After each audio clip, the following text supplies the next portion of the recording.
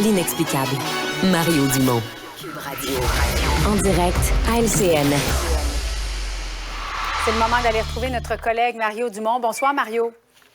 Bonsoir. Québec solidaire qui réclame une commission parlementaire d'urgence pour entendre Sophie Brochu avant la fin de son mandat à propos de sa vision du rôle que doit jouer Hydro-Québec. On va écouter un extrait de l'entrevue que tu as réalisée plus tôt avec Gabriel Nadeau-Dubois.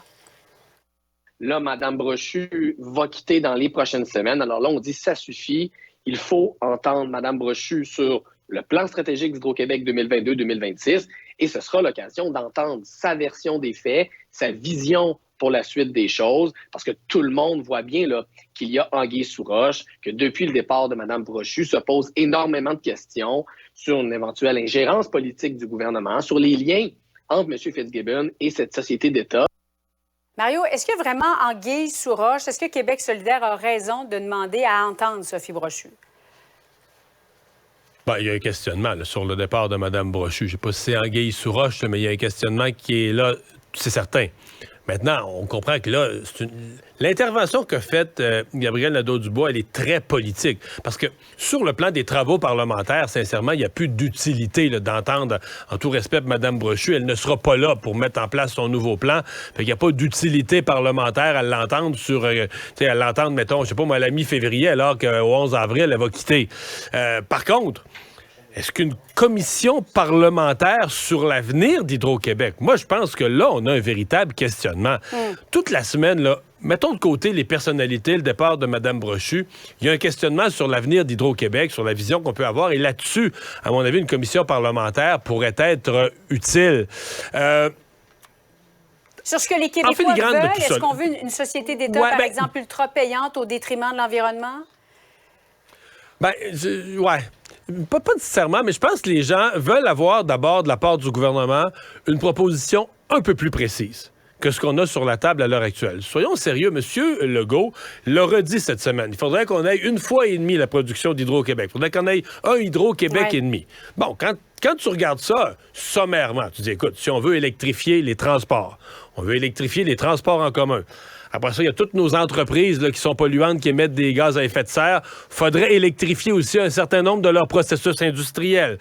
On veut aussi, on disait, là, on a des États américains qui nous demandent de l'électricité parce qu'eux ont des méthodes polluantes. Nous, on pourrait leur vendre de l'électricité propre. New York, l'État de New York, le Massachusetts, la ville de Boston. Wow! Des gros marchés, des gros contrats signés. Donc, tu dis, OK, mais pour faire tout ce que je viens de nommer, ça va en prendre de l'électricité. Et il y a fort à croire que même si on avait de l'efficacité énergétique, on en dépense un peu moins, puis qu'on part notre lave-vaisselle à la bonne heure, oui, ça va libérer de l'électricité, mais probablement pas assez pour tous les besoins que je viens de nommer. Donc, il y a une réflexion à y avoir. Sauf que j'allais dire, Julie, à date, M. Legault a lancé ça de même une fois et demie. Tu sais, on n'a pas de chiffre, là. L'électrification des transports, l'automobile électrique pour 80% de la population, l'État de New York, le Massachusetts, les contrats, l'électrification des procédés industriels, etc., etc. C'est combien, ça?